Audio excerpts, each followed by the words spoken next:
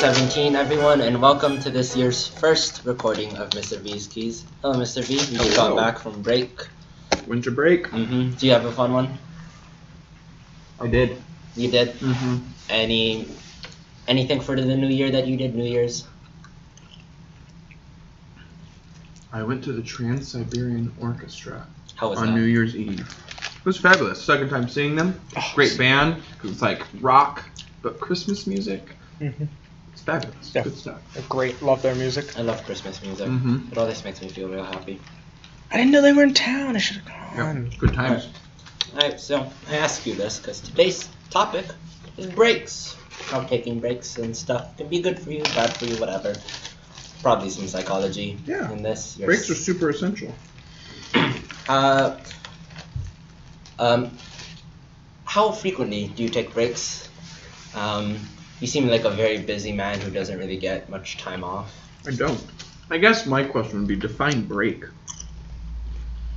Like, are we talking, like, are you talking about, like, a winter break where it's extended for weeks at a time and you're going on vacation? Are you talking about a focus break where you're doing 20 minutes of unrestrained focus and then 5 minutes of checking your cell phone?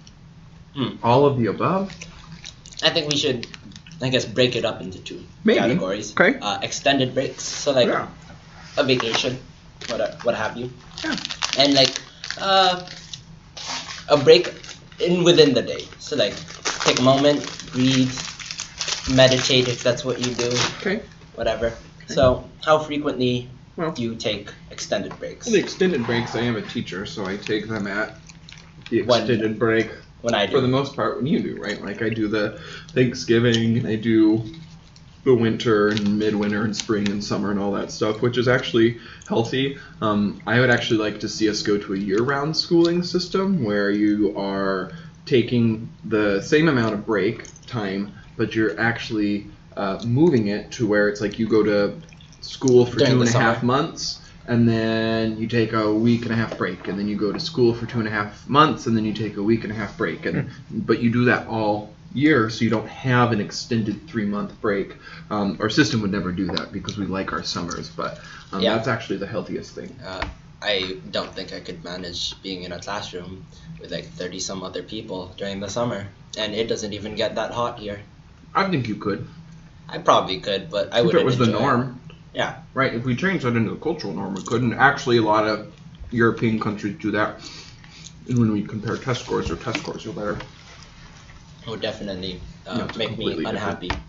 You think that, but it actually might make In the you short happier. term. In the short term. Long term, probably happier. Actually, long term, who would really know, because I wouldn't even be in high school that much longer. Think of it at this point as well. When you leave high school, how many businesses are on the same exact schedule as schooling? None. More or less. Unless you work in education. Yeah, you're working Right. year round. But that's, that's changing the system. But that's what I would like to see for breaks. But breaks are essential. They are essential for your success. Now, what of the shorter breaks? Like, do you ever take them? We have quite a bit amount of time passing periods here, so. I really don't take breaks on those passing periods. I think they're too long. What do you do? And I'm always trying to get stuff done in between those, setting up for the next class, that kind of stuff. But every day after school, when I'm done working, I give myself about an hour of non-academic, non-work, non-chore time right away. Half an hour to an hour right away to give my brain release, right? I do this more or less the same thing after school, because the circadian rhythm, we're sleepiest at 2 a.m. and p.m. We get out of school after 2, and so I'm real tired, so around like 4-ish, I just end up being unconscious for like an hour, and then I wake up to my dog staring at me, telling me to feed her. It makes me sad. So a good hour or so break after doing. You have to think about it. The brain's a muscle. You exercise it too much, it'll start hurting. Yeah, you can't cramp. Cognitive research shows that in order for the brain to grow and for it to be successful, you have to give it breaks, because when you are in school all day or you're at work all day, right, you're actually firing up. There's something I was reading, and I don't know how accurate this research is, but that teachers actually make more minute-by-minute decisions than brain surgeons do, or ER surgeons in general do, when they're dealing with traumatic incidences, and that's why teachers are so exhausted at the end of the day, because even though you're not physically worn out, you're mentally worn out. And I have found myself, since I've gone into education, less likely to go to the gym than when I was waiting tables and on my feet all day, because I'm so exhausted. And part of that is you are cognitively active at such a high level, right? It's like doing homework or at work. You should be doing 20 minutes of intense concentration and then giving yourself a 5 to 10 minute break. Right? The brain is a muscle, it needs to relax. When you go and weight lift and you're doing your biceps, you're breaking in between sets, right? Like, or chest day or leg day, you take a break in between those sets. The brain is no different. And so I'm a firm believer in giving yourself some time off, which is why I'm not doing homework right now at the end of this semester. It's in line with brain research. Your statistic or whatever on the brain surgeons and teachers, that makes a lot of sense, seeing as how brain surgeons really only have to deal with what's going on. Like, it's pretty obvious. They don't really have to make that many decisions. They just have to, like, they know what they're dealing with beforehand, and nothing's really changing on them. While with teachers, it's like, there's a lot of protocol in surgery too. Like, this is a case, this is how you do it, right? And so it becomes kind of muscle memory. And with teaching, there's a lot of variables within it, like teens. We are the worst. Teenager is a variable. You have 30-some students in just one class alone. That's 30 different variables you have to deal with. And so you have to change things up depending on those 30 variables. There's all sorts of different behavioral issues, right? Breaks, take them. I'm a firm believer in them, right? Well, any suggestions of what to do during, like, 5 to 20 minute break? Check your texts. Get that done out of the way. Check your social media. Get that done out of the way. So then it acts as a reward, right? Because those text messages, that Facebook notification, that Twitter, that Snapchat, whatever you have, is reacting in the dopamine center in the brain. That's one reason we get addicted to it, want to check it all the time, because it makes ourselves feel good. Did I get that like? Did I get that retweet? Did I get that Instagram share? I don't know how, I guess likes are on Instagram as well, right?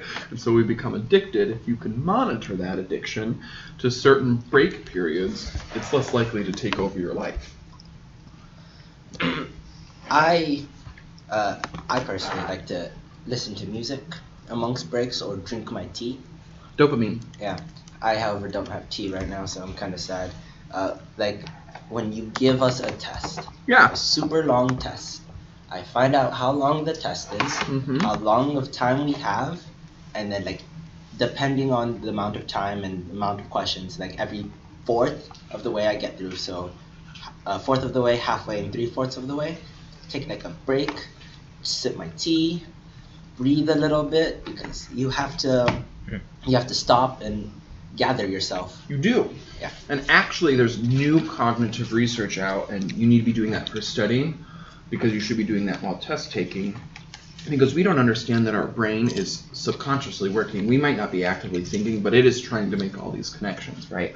And they have this concept called percolation, where you need your brain to be subconsciously working on something. So whether it's studying or reviewing or working on an assignment, if you're not quite getting it or you can't memorize something, it's because your brain's overworked, right? Or if you can't remember it on a test, it's because your brain just can't recall it at that moment in time. And so what it does is you move on, so you either take a break and you distract yourself, or you move on to something else, and your brain is still working on that, on the underlying issue. And that's why, have you ever been just like walking around or doing something else, and then you have the epiphany moment where like, oh my gosh, I understand this concept, or oh my gosh, I figured out that math problem, or oh, I know how to do this puzzle, or something like that. That's my entire life. That's your entire life. You are using a brake system for your brain to function, right? Our brain doesn't turn off. Our internal organs don't turn off. So you have to figure out a way to get different portions of it to function, to give it rest. You can't be academically working on it all the time. A suggestion I could make to people, seeing as how you can't turn off your brain, however, this will help you put it to rest so you yourself can Bum. rest. I'll edit in a rim shot. Nice. I won't do that. That's way too much work. If you have a journal of whatever, and you write down whatever's on your mind right before you go to sleep, it will relieve your brain of some of the stress of holding those things in your head, and then it will help you sleep better. And everyone knows sleep is the best break. It is. You have to get into your REM cycle because that's when your brain is actually reorganizing, trimming, getting rid of data, and is working off that exhaustion. You can kind of think of REM, that deep sleep, which is why you're supposed, as a high schooler, to be getting these 8 hours. Supposed to be. Not very easy. No, not easy. You can think of it as a fine tune-up. Like you have to tune up your car every 6 months, basically, right? Go ahead and take it for a checkup. That's what REM is. That's what sleep does. If you're a person who likes taking naps like I do, the perfect length of a nap would be around 45 minutes, because it's enough time to enter REM and wake up after exiting REM, because you don't want to wake up while in REM. Yeah, so there's actually a bunch of apps out there now that track. You can put your cell phone underneath your pillow. It tracks your sleep cycle and when you're hitting REM, so that way you can start timing what time you should be waking up. And then even some of them, you might have to purchase them. The alarm matches your REM cycle, so it wakes you up at the precise time. Goes off at the precise time. Yeah, right? that's why if you ever find yourself awake before your alarm goes off, it's because That's the perfect you're time to be exiting waking your up. REM. Yeah. And so you should not stay in bed. You should get up, start your morning process, what have you. Right. So, I mean, a lot of people give President Obama, presidents in general, a lot of criticism for going on vacation, but if I was working at that kind of capacity for my entire life, you'd need a vacate. Like, 8 years, I'm going on a few vacations if I am running the free world. You can see their hair turning white from all of the work. Yeah, I couldn't do it, right? Which is why I revel in not doing anything on my breaks. And I really haven't assigned any homework this year on any of our major breaks, have I? Yeah, No. You giving us a lot of time for not homework. Yeah. Really makes me happy because that's more time I can not be thinking about school. You could be doing your breaks. Yeah, I could be doing my breaks, sipping some tea, watching Black Mirror. And breaking off a piece of that Kit Kat bar. What? Get it? Breaks? The slogan for Kit Kat bars? Oh, I'm old, I'll stop. Give me a break. Give me a break. You're only break me up 10 years older than me. I love Kit Kats. That's a decade. A lot happens in a decade. A lot happens in even a couple years. Yeah. What happened in a month? Yeah, the information highway. Yeah. That's pretty good. Care to summarize it all? Care to summarize it If you all? can. That was quite a Well, you need to do breaks, right? Vacation is good. Take your vacation time if you're an adult or you become somebody that doesn't no longer have a summer break, right? Take your vacation time. Speaking of vacation time, if in the future you are a grown adult and you get a job at a company or whatever that says you get unlimited vacation time, be very, very cautious because you will end up taking far less vacation time than any other person because you think, they give me unlimited vacation time. But they give you so much work that you can't take the vacation. I don't know how much vacation time is too much vacation time. Yeah. So people tend to take less. Yeah, they don't know how much is not acceptable, so they take less than the average person. Right. Hopefully you get about 3 weeks, 3 to 4 weeks in a year, right? I would split that up quarterly and throughout the year, right? Divide the year into quarters and then take a week but that would just be how I would. And my dad was just like, it started the new year that I'm not going to work for a week, and you're like, cool, nice to have you around the house. That's what people do. Yeah. So take your breaks. You need them. They're good for brain health. The brain is a muscle. It needs to be able to relax, right? Take your long breaks. Try to build in smaller breaks throughout the day. I suggest if you're focusing on homework or work or anything like that, that depending on your age, right, but for teenagers, a good 20 to 30 minutes of hard focus and then take a 5-minute reward break, 5, maybe 10-minute reward break, and then go back to studying or doing whatever you're doing. Adults, an hour. We have longer attention spans. But yeah, that's kind of just like the gist of it. Give your brain that recovery period as much as possible. It is a muscle, and it needs to grow, and it needs to work. And then rest, and then work, and then rest, and then work. Beautiful. Give your brain some rest.